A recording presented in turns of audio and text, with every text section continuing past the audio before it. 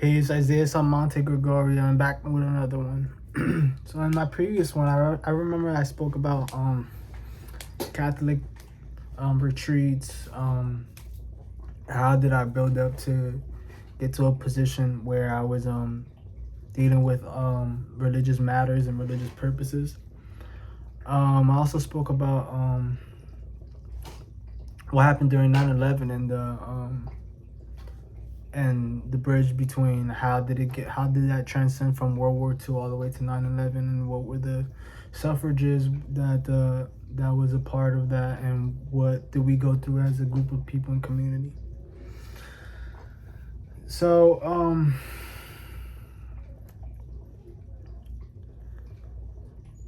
there's been a lot to how to even conversation, and all the counterparts that do go into the whole conversation about what's been going on does it's a lot. There's a few that we would like to call out and end this imperialism regime, like I have said in several videos before, and get into what now in power of who we are as people, and identifying that and knowing that who would we become, and as to how are we getting there, and what kind of cultural diffusion, what kind of legislation, what three of the major counterparts of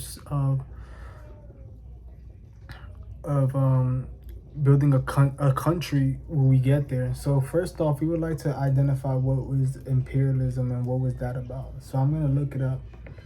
And imperialism is a state policy or practice by which a nation extends its power and dominion over territories and people. This control is achieved through direct territory acquisition, military force, or indirect political, economic, and cultural dominance. Power extension. Nations use hard power like military invasion, economic control, or soft power like diplomacy and cultural influence to rule others. Resources extraction. Dominate powers often exploit colonized regions for cheap labor, raw materials, and new markets. Ideology justifications. Rulers frequently claim that they are bringing civilization, progress, or stability to the society. Historical context, which is seen it says which is seen in earlier global powers like Rome, Greece, Assyria, and China. One thing that I would like to point out was that imperialism and empire really do sound the same. Like, they're similar in context. So when we go back to languages and the derivatives of what the languages are, we would like to understand that, when there's some sort of commonality between languages and the root words, we would like to call these things out and understand what were the purpose behind these the construct of these words, and as to why and where do they get applied through the language. Colonial area. European powers expanded to the Americas, Africa, and Asia starting in the 15th century. Which is colonialism, and then the new imperialism, which is in the late 19th and the early 20th century, saw intense competition for Africa, Asia, and territories among European, Japan, and United States, which sparked World War I. Okay, so the imperialism came during the time when my grandfather was about to fight the war, and I remember that they came down in a ship. And it was, propaganda.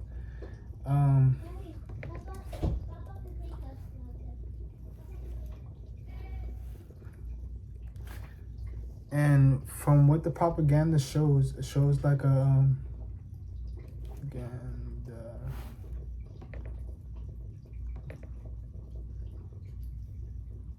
which is like the ship wrapping around the Caribbean island, and showing that it was getting dominated, in sense that it was becoming a lesser power, a lesser colonial power for the United States during World War II.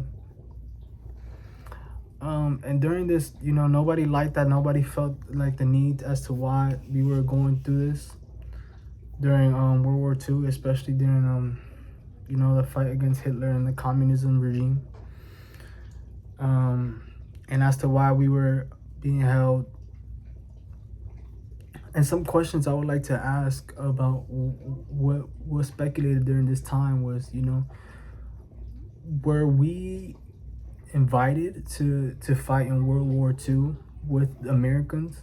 Was that some sort of suggestion that America did have power to uplift the Caribbean islands and bring them into war, which is kind of a radical question as to how this how can we sequentially go from point A to point B. But we would like to understand that these methods were, especially the way the United States does act from time to time, can have some spontaneous accusations that we in today's, like, let's say for example what happened in Venezuela, with the president Maduro, and how did they get from point A to point B? How did that escalate so fast, and what kind of procedures went down that did make this possible? So we want to understand what happened during this time, and what kind of powers do they unveil? What kind of powers will they have to match with the world making history, and what kind of military power did they have to set a bar just like that?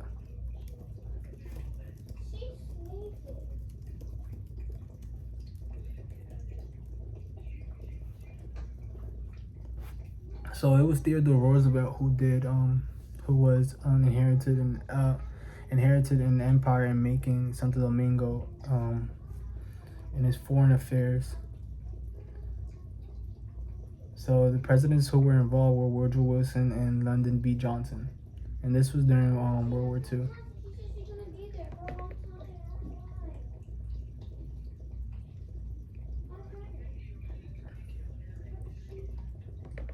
Roosevelt wanted to increase the influence and prestige of the United States on the world stage and making the country a global power. He believed that the exportation of American values and ideas would have an embodiment effect on the world. So that was like, and to raise the power during that time. And, I could imagine during that time, especially after the colonial power, like a couple years later, as to what was the trade going to be like. So they were still in practical tradings between the United States and other European countries during that time, when they were still trying to figure out what was the position of the United States in the world power. Theodore Roosevelt's diplomatic maxim was to speak softly and carry a big stick, and he maintained that a chief executive by enforcing and using this necessary while practicing the art of persuasion. He therefore sought to assemble a powerful and reliable defense for the United States to avoid conflicts with enemies who might prey on weakness. Roosevelt, following McKinley in ending the relative isolation that had dominated the country since the mid-1880s, acting aggressively in foreign affairs, often without the support or consent of Congress. So that was imperialism for the most part, and what took place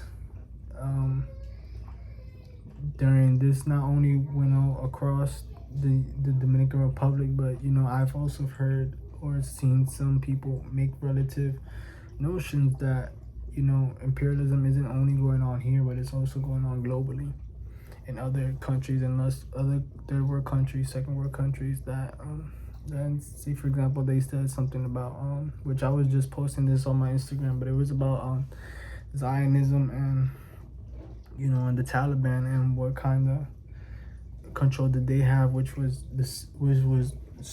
like some sort of superiority between that. So let's look up, why did they pick the Dominican Republic?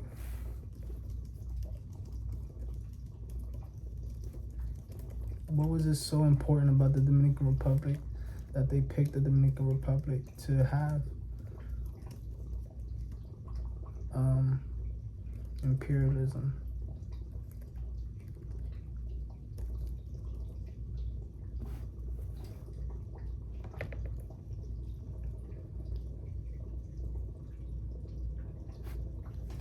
Major powers targeted the Dominican Republic for imperialism because of the strategic geographic location in the Caribbean island.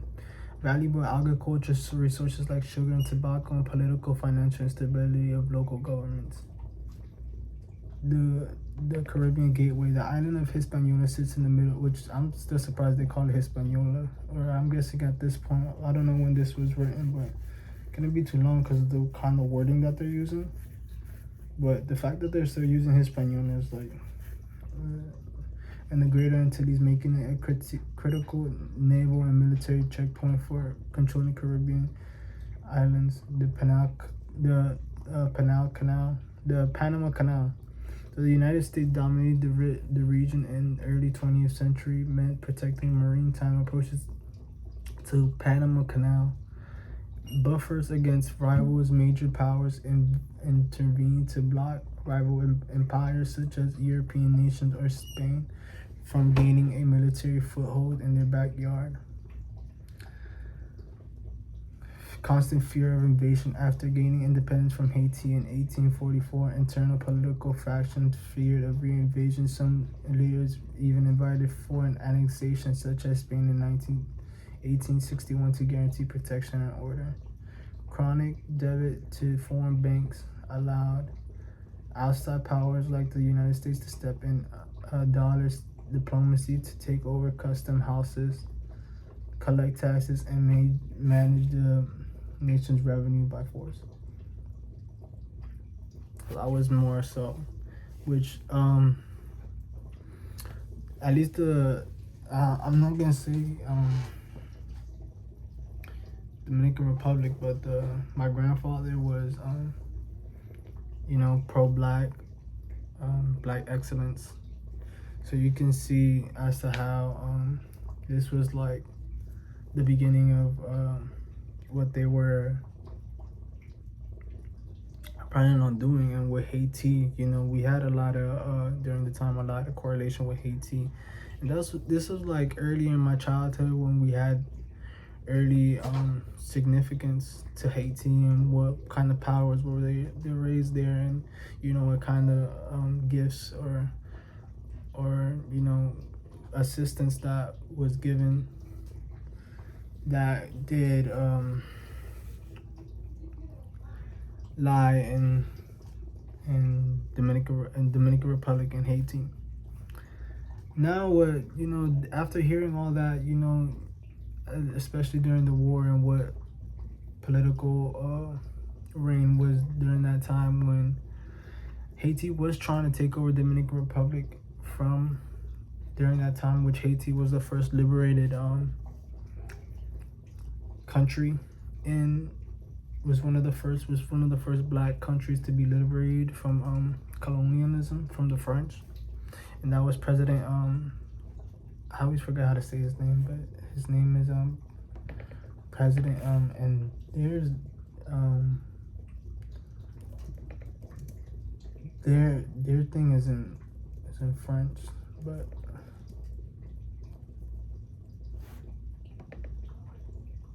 Jean Jacques Dessalines, who ruled in the first general, and then Emperor Jacques went to his death in 1806. The first person to officially hold title of the President of the Republic of Haiti was Alexandre, who led the southern part and starting in. So there was a war that went on with Haiti and Dominican Republic, and it was after the independence. So we would like to recognize this and say, this was our first step, towards, true independence, and could have been like the first time where we seen the Haiti commence and inside the United States, inside the Caribbean islands, and could have been and what reflections are the blacks on the other side of the island, and how did they feel during that time? You know, African Americans that did feel, like, why are we like splitting the island in that sort of way? So I'm guessing there was some kind of like some kind of feeling towards it, like we're still using certain languages to depict, not in the country sense. I mean, but now it's in the country sense, but including when they speak our language, you see videos and stuff like that. But at the end of the day, we this is the sites about country. So it comes to country, we still have to maintain the border and patrol, and what kind of consequences does that bring, and what can we do to better ourselves in understanding these habits, or these places that we just go psychologically. So we want to understand these information, especially from a military perspective, which I was watching the Indian movie of Gandhi, Mahatma Gandhi. Sorry if I didn't say his name right, but and it comes to show the difference between when you're in government and a military control, and then the difference between when you're not in a government, or you're not in a seat of the government. Like the two different differing ways that control does go about, and what kind of ways does that affect the perspective of what's even going on and what can be accomplished. Because I feel like when you're inside the government and you do things the right way, the way the government wants you to do it, or the way that you can achieve these, or the way you've like battled for it, or you've sequentially defended yourself and went to, like, let's say for example, like a debate or Congress to set out who you wanted to become. And that I said that in a different video when we were talking about Protestants, and I explained what was Protestants and what was the derivative of protesting, and what kind of consequences did they have during that time, and why it was so important for you to show up to court and bring out these debates to the judicial branch, so that these documents do get published by the United States or whatever country that you're in, and does have that. But in the movie, it does show that Gandhi went out to, especially when they were declaring their independence from Britain rule, and they put up the flags, and now they said that in Hindi and Muslim countries would have been the benefactor of like the country and the rise, or whatever.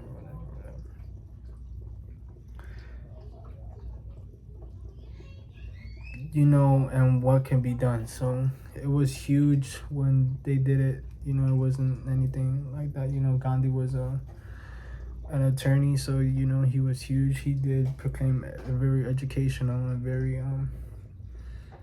scholarly way of producing what he did and what he fasted for. And I noticed that it was like a little bit like looser. Like we'd like to see, like it would have nice to see like a way that they can get involved with the government, and see in congressional seats that they did get involved in the right way, and they got involved politically, not socially, or we're using languages that don't protect and fit society, or proclamation of speech that can better protect you. And we would like to see better messages when it comes to bettering ourselves in street protesting. Like we would like to see people go into courts and summon people that they can go in debates about, and go and take over that way, rather than going to the Protestant going back to Protestant protesting that, you know, can get you incarcerated, can get you in different you could die, you could, you know, vandalism, a lot of stuff that it does make sense when you're upset and you want to make the motive of the people and making it seem that we can accomplish these things and saying that we are there for the people attentively and we're there in a sense that we're, you know, fully participating and actively participating when the government does say, which is like two different things going on. Is when we're with the government and when there's a point in time when the government is doing like such a bad job that, you know, it might lead to protests and stuff like that. Rather than that, you know, in certain times when let's say for example when minimum wage was like about like $8.50 and it rose up to like $15, why would people find it easier to protest than show up to court and make these decisions as a community and make speeches that does influence the state court of law and practice diplomacy and using the court, the judicial branch as a weapon, not as a weapon, but as a tool to accomplish these, you know, these tasks or these jobs that, you know, inherently cause people to suffer, causes people to be in certain positions where they're not good or anything. So that was just one thing that I would like to that was very important that I would like to call out, because I did see during the times where they said they weren't going to participate. And I have a book about Indian history that I bought from Barnes and Noble. It's kind of thick, but 5,000 years of history of the subcontinent. And basically during those times, there was a lot of fighting going on, and especially in the beginning. Well, there was like between brothers in religion, because I feel like talking about India or Pakistan or going through those, we would like to understand what kind of effects did go into these things, what benefactors were there to benefit the country's growth, and what affected, you know, the country's you know, the birth of the country. So back to Haiti, and then the brotherhood that was going down in Haiti, you know, and it was, I think it's more of the language that's going on in Dominican Republic and the Caribbean islands as to how we are identifying, but mostly the United States. And then how, I don't know if you remember, but if you guys ever watched the Avatar The Last Airbender, where there's like a show, I'm gonna try to look it up, but I don't know if it's gonna pop up.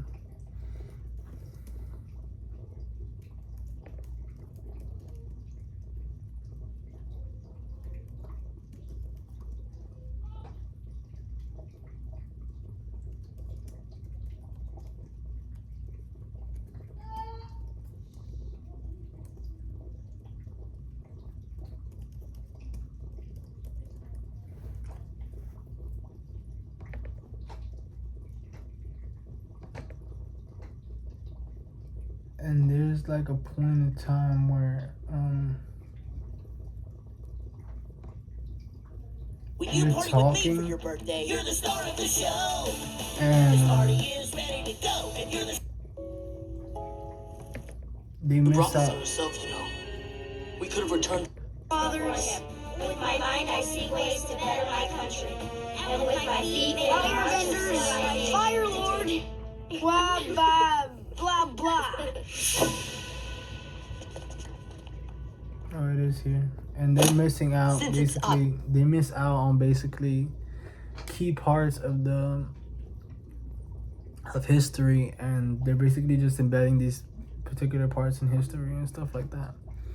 Which I can see as to why a country, like, based on the sociology and like just watching it from the social of it, you can see as to why a country would say, oh, hey, there's we're gonna raise the kids in a way that we're not gonna tell them the whole thing, we're gonna tell them like pieces of it so that they understand what's going on, so that it won't overwhelm them, it won't play into like role where they're having a debate, which I don't know as to why, especially in America, as to why that happens, because this is the land of the free, and on the Constitution and what it took to make the Constitution, that would be a little bit controversial as to how they got to that point and why they would get to a point where they're talking about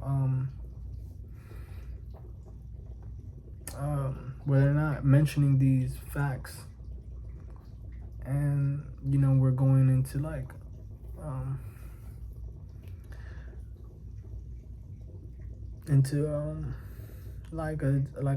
like a certain position where we don't know, and whenever we talk, we're like talk to an outside, like talk to somebody who does know. Is just like where are these points, and where it makes you sound a little dumb. It makes you sound a little like that you don't have these. And like when I watch some of the people when they talk in like debate or speech, like you can see like they didn't have these like counterparts inside the quote unquote Fire Nation, that they don't there's still some sort of secrecy between the history and what kind of what went on, and how do you explain these things,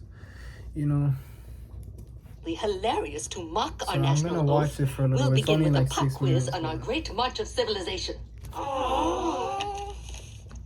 Question 1.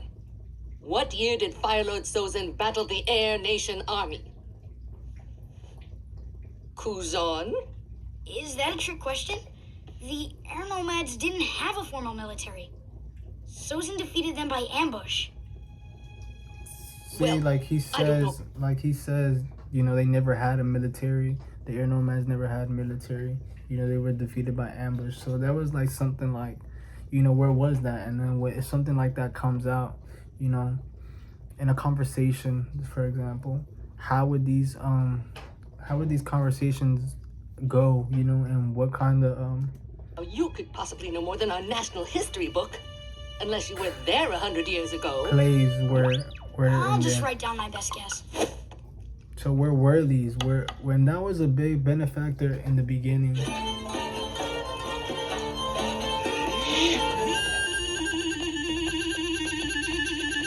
Kuzan? I know, I'm And a in the terrible classes, singing what was hornist. the culture? No, What was child. the, That hullabaloo going on with your feet. Is that a nervous disorder? I was just dancing. You do dances here in the homeland, right? Not really, no. Dancing is not conducive to a proper learning environment. Young people must have rigid discipline and order. But what about expressing yourself? I know sometimes we're so moved by our love for our nation that we can't control our own bodies. If you must, you may march in place quietly next time the urge hits you.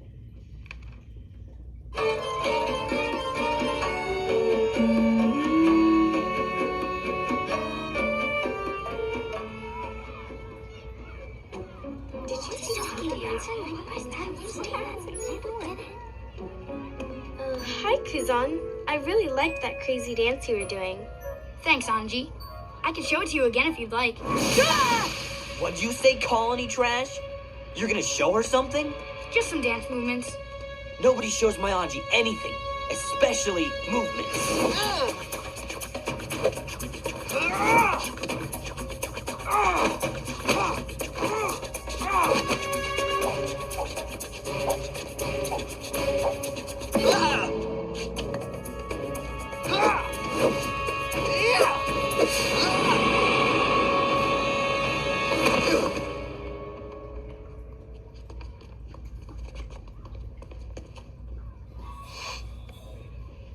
Picking fights on your second day?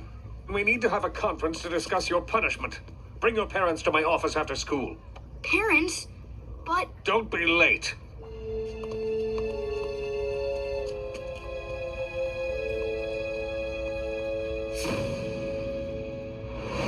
Thank you for coming, Mr. and Mrs. Fire! Wang Fire! This is my wife, Sapphire! Sapphire Fire, nice to meet you. Mr. and Mrs. Fire, your son has been enrolled here for 2 days and he's already causing problems. He's argued with his history teacher, disrupted music class, and roughed up my star pupil. My goodness, that doesn't sound like our Kuzan. That's what any mother would say, ma'am. Nonetheless, you are forewarned. If he acts up one more time, I'll have him sent to reform school. By which I mean the coal mines. Are we clear? Don't you worry, Mr. Headmaster. I'll straighten this boy out something fierce. Young man, as soon as we get home, you're gonna get the punishment of a lifetime. That's what I like to hear.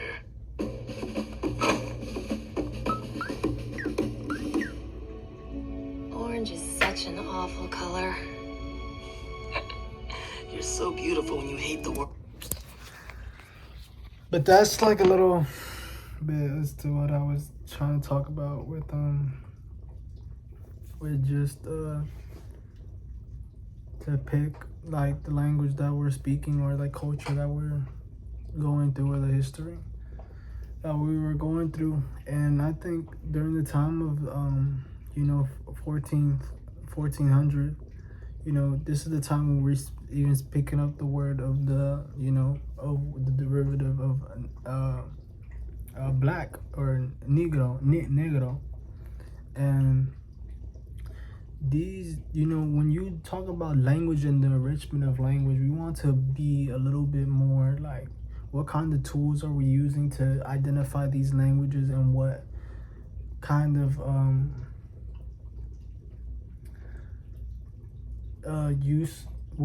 how are we using this, and what's the form of how we are using this. And we'd like to use like these things as to when we apply them as to how we are even communicating these things, and what kind of information are we using, and as to why did we pick these things. Because English language and like some of these languages are picked up. They're constructive. They're not like native languages. They're not languages that and I'm talking to like as far as I could, because there was Germanic, there was different forms, and then when they start after the Roman Empire, you can see that when they start to pick each other up and start to went through the Renaissance and go through times where they're splitting up the empire, and this is the first time we see Europe now performing in a level that which can say it was prehistorical, and and all the intellects that were inside the European parties, and as to what did it take for these people to go that far. We like to understand what kind of utensils, or were they a little bit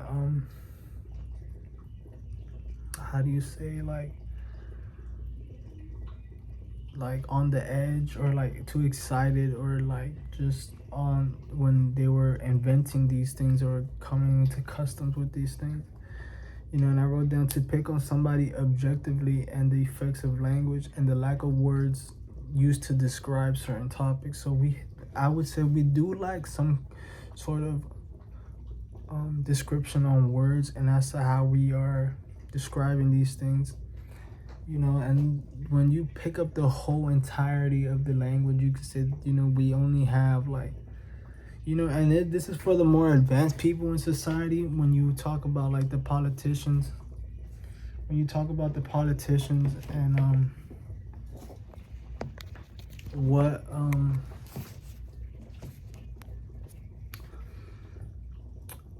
effect what kind of power do they have, or what kind of intellect do they possess in achieving these social badges or social achievements that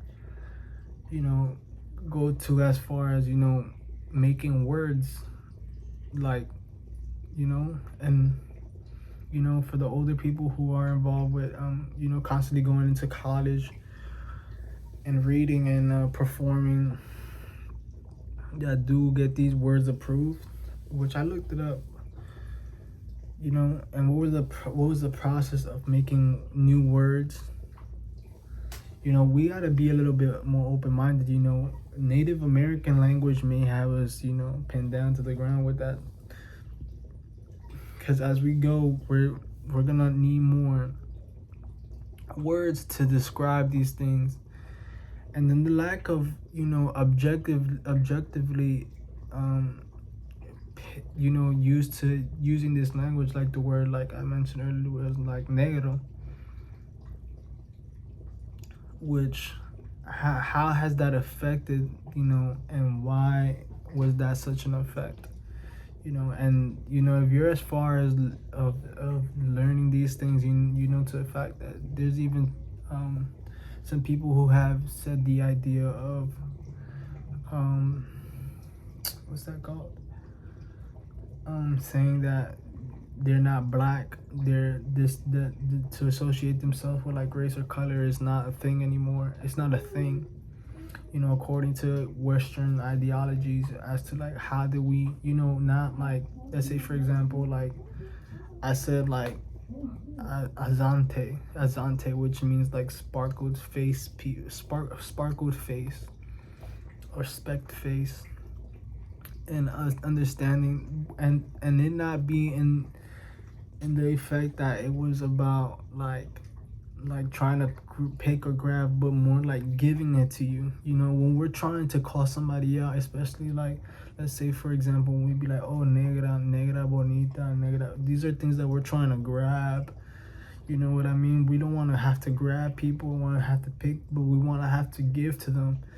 Or understanding a new custom way of understanding language, which was so like ingenious to even think about. And that's was something that I studied for, that brought into fascination, how fascinating it was, or how achievement it was to have these things and understand it on an intellectual level, or on in a way that people could understand it, that these things needed into effect to play something more bound, you know what I mean?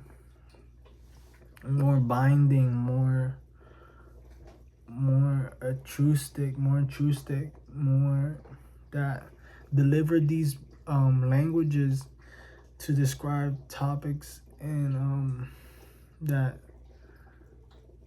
we can get these communications, we could get out of that particular like era where we're like just angry people. And why did they create the word negro, and where did it come from, and why did they use, because that was the first time we were seeing it, which was a Spanish colonial term. You don't see the word negro and then later it translates into black, which later we don't say black, you can say brown, or you can say African American, which we use to identify this. And I like to call this like black Spanish, or Jehovah, the way the church is now. We like to say that this church, the church that we have, or we have preached in or have gathered, we like to say that these are black owned, not, or black, like through privilege and through achievements, through badge, through ranking, that this church or this part of the Bible did belong to us. And what can we reconcile, and what can we give to the people that did give back to the people, and what kind of, because there's people who are poor, there's people who are miseducated, and that's real. We like to say like that this perspective of the people who do need help, and through the black community, and what I was here for, does and voluntary helped these people produce a better like minded that did adjust them for a future to come, you know. And what did this bring to them was like to reconcile. And that reminds me of this amusement park that's in World Disney, and it talks about like how the world's going through this like you know, pollution is going through a lot of critical moments that, you know, could possibly end the world or put us in danger, you know. And I do see a lot of like now, especially years later after that roller coaster ride in Disney World was, I think it's in Epcot, which I'm in Orlando, by the way, again, Orlando, Florida.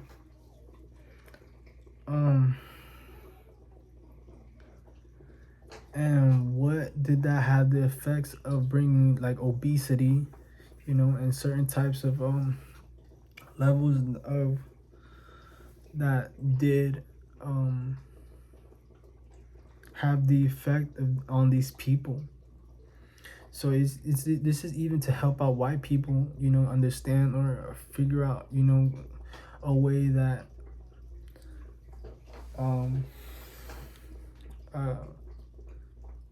a way of using these utensils, because, you know, it could be seen as crude or as some sort of misbehavior that they're not realizing that they're using. And as they use these, you know, terms or ways, you know, some people from different tribes have never used these ways, and they're meeting them, and they're using colonialism, they're using imperialism, they're using all these senses against these people to get what they want. And let's say, for example, like there's a couple examples that I would like to like show.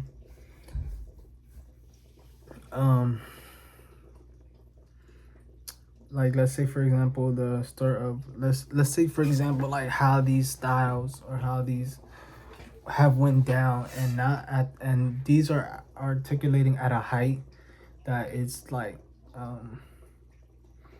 how can we say these, like, how can we say, you know, that these were like historical, or these are stuff that, you know, we need to be more diplomatic in using these terms. And some terms that I would like to say was the Spanish American Revolution, the Spanish Revolution, when the general of Texas shot the man and started a whole war.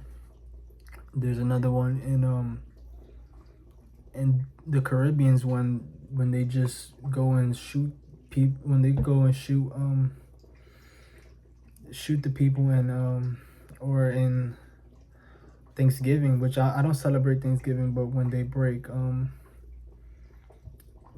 promises across the eastern Atlantic of the Americas, or in Africa, where they just bring cuffs and cuff the how can we say that these sporadic are defining what we could say is nationalist or patriotic? No, these are quite the opposite, you know.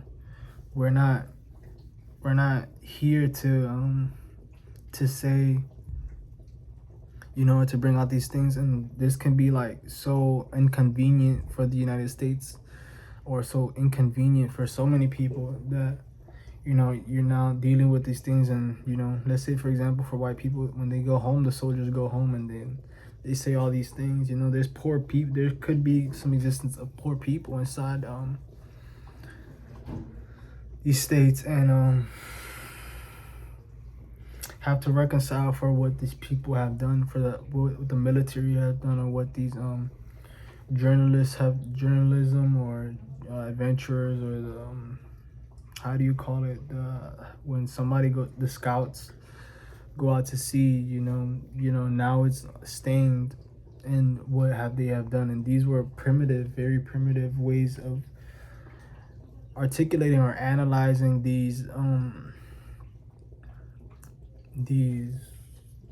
points in history that did bring back years later devastation, and, you know, particular moments in time where we look back at and we're not seem to be proud of, or in reconciliation that, you know, we did these things.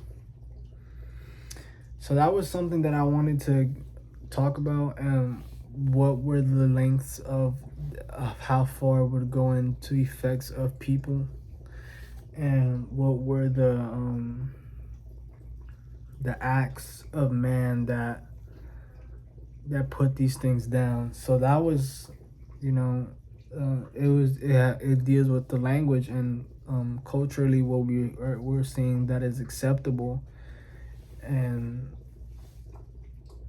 saying, you know, these things, you know, whether it's like, you know, we want it for some sort of satisfaction, you know, psychologically speaking, this a human behavior that's going on isn't articulating in a way that is benefiting the majority. It's just creating some kind of problem or some kind of way that, you know, and especially dealing with people, you know, you can say have had some history of, you know, certain things that they're not, you know, proud of, or, you know, they've been in a way that, you know, has been, you know, disgusting or nasty, or, you know, sick. You know, they've dealt with, you know, things in their history where they're dealing with stuff that and by masses have taken control of these people. So we would like to understand these things, and as to how, and that brings me back to like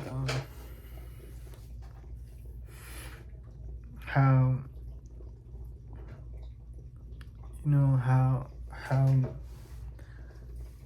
well, I'm not gonna say it brings me back, but let's say like this, you know, and it's like so crude the way that people have to rely on certain things they don't have time to like sit down and really think about. And that was something that I suggested, that we should sit down and think about these things that come into play, that we shouldn't be in a position where we feel like, you know, this is our last resort, this is it, like we have to, and like in the almighty God and almighty divinity, that we just have to just go out and just go do it. And that was like so crude, so less to think, you know, in position that European powers did have this come in, there's no stop to what there's like so much like anxiety, so much to the community that's just bringing, you know, and this is how we just have to, you know, could be due to like overpopulation, could be due to like certain perspectives that's leading us to have these demands that don't benefit us, and that goes to like certain things, you know, in our minds that, you know, and in the progression of time, we can only through time and through evolution get to particular points, you know, and I don't even want to say it like that it takes time, you know. It's always like you first breathing and knowing that, you know, and hopefully meditation for some people, that, or even as far as using certain tools that, or fasting, that gets you to the point where it's like, okay, we're meditative, we're patient, and we're getting to the point where it has become like a solution to who we have become now. So that was something that was like major, and maybe I might go into it in a later video, but as to how this study that I have been looking upon inside the deconstruction of Europe, and what can we do to like to help build up these traumatic positions that some people's been in, and, you know, who knows what's going on psychologically inside the European powers, that, you know, some people who are in poverty or like are not in position of being able to take care of themselves, or be educated enough to understand these things, or understanding that, you know, they do need help. They do need these particular moments that did release these moments to them. And I can already see that meditation would be a huge benefactor inside of Europe, that would help even with anxiety, with the kids who are overwhelmed or can't handle, you know, certain positions, you know. And it would help with sickness. It can help with a lot of things. Like, I used to do yoga, like when I was like 19. I used to do like yoga every single day, and meditation. I used to meditate, and I used to do pranayama, which was the breathing, which I'll go into in a further video, maybe in the next one. Some of the things that I used to get into. So yeah.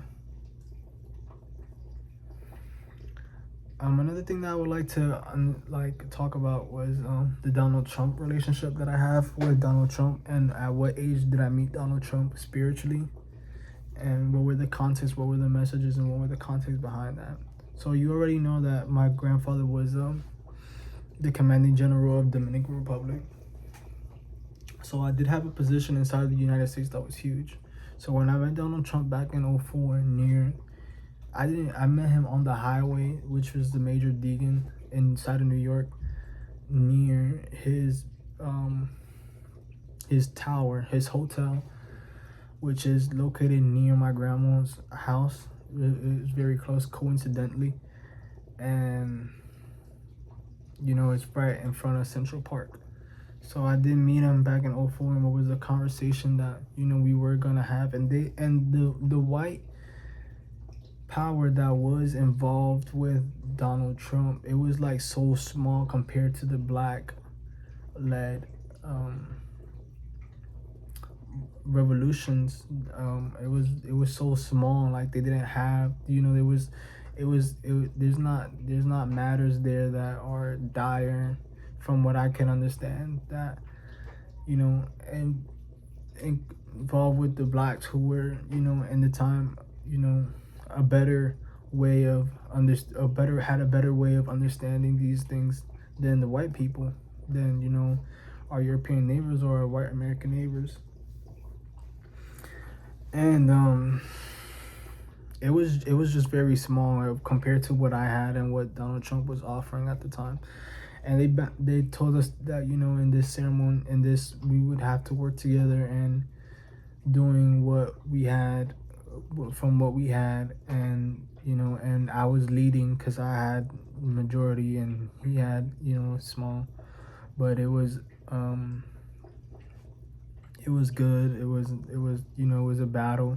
You know, now that you can see that Donald Trump has been president, which, you know, I don't know how else I could put this, but, you know, it's like, this is like a blessing to even see something like I've never seen from the United States. If you go down to the United States, that's I can tell you, as of right now, there has never been a president that has not went up with a degree in politics, or a degree in a major that, which I can't even put into, like, I don't even know who would it be, but, you know, it has been well standing, except for Donald Trump. I would also like to point out that during the transfer between Donald Trump and Barack Obama, the last page of the history book when I was in high school did say something about LGBTQ, and what was the last thing resorting onto that.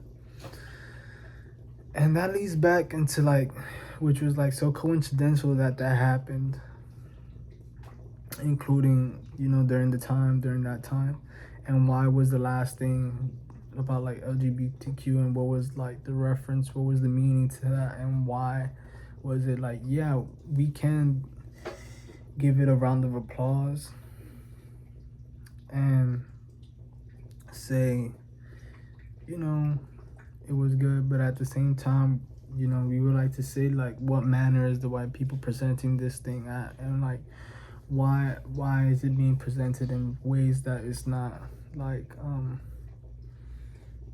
not plausible. So that reminds me of the Catholic in Venezuela, which Venezuela was, I don't know if it's still under a dictatorship, but it did go into like an internal war. And I did have a cousin there that was there, and he came from, I remember meeting him. He was like a priest. My cousin's a priest. Not anymore, he's a teacher now. But he came from Venezuela, and during the Venezuela there was like a communist regime going on, and there was a lot of warfare going on, and you know, people was getting out of there. Was trying to get out of there and trying to avoid conflict over there. So he did come to Santo Domingo, where I met him in the Dominican Republic. That was the first time that I remember seeing Venezuela and the Catholic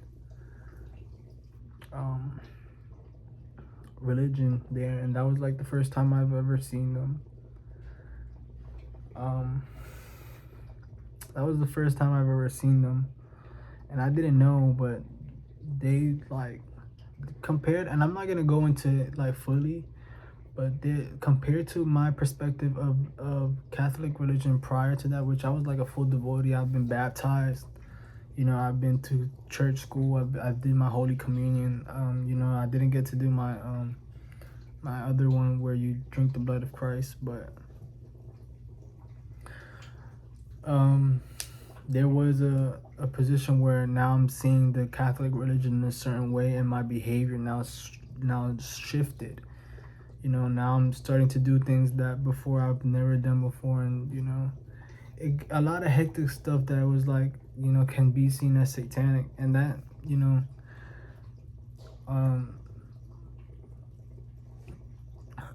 Texas, you know, Texas and the first satanic church. So I just wanted to call that out. Like during this time, it was just a lot of there was a lot of patterns going on through the history of how we were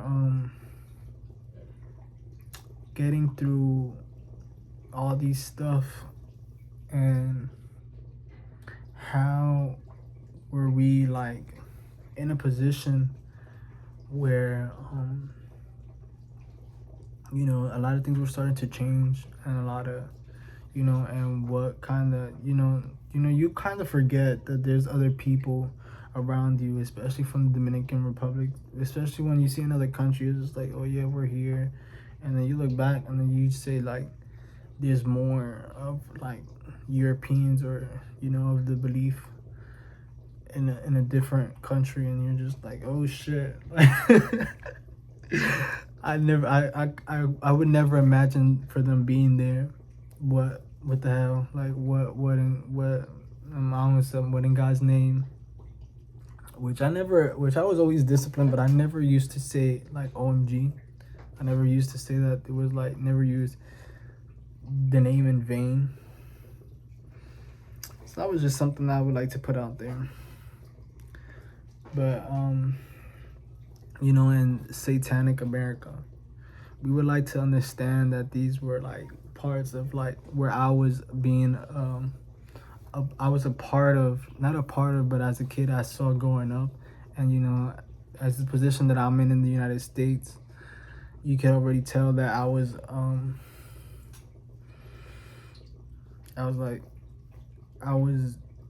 there for him. And I guess what they were trying to say was like, you know, I was like their Satan. I was their saint. I was their saint. I was Satan.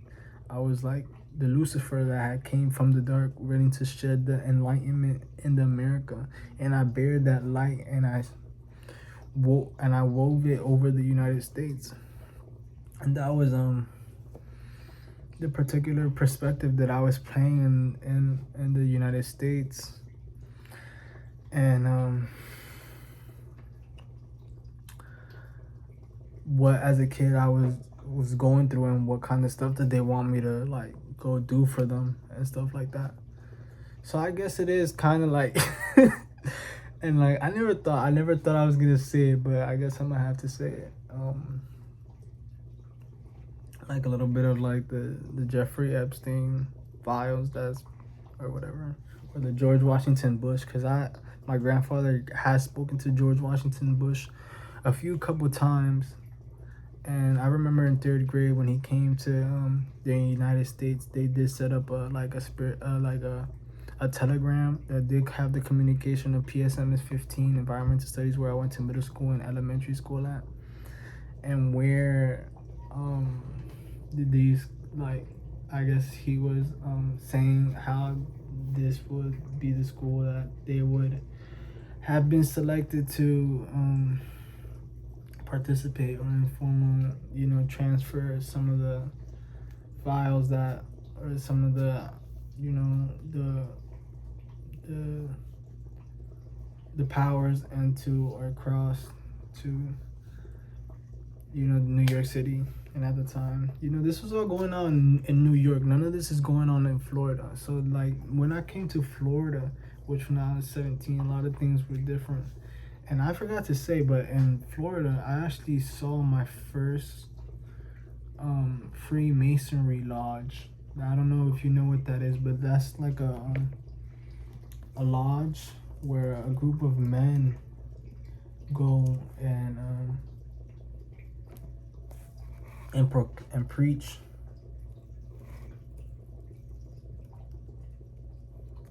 Which could be like Illuminati.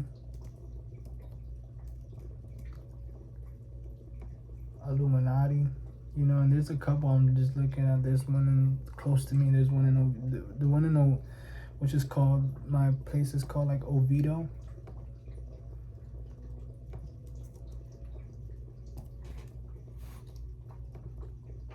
Which is the local foundational unit of a worldwide Freemasonry fraternity. Oh, there's one near the library. And the physical building or room where members gather. It functions as a social and charitable club where members practice moral teaching through symbolic ceremonies.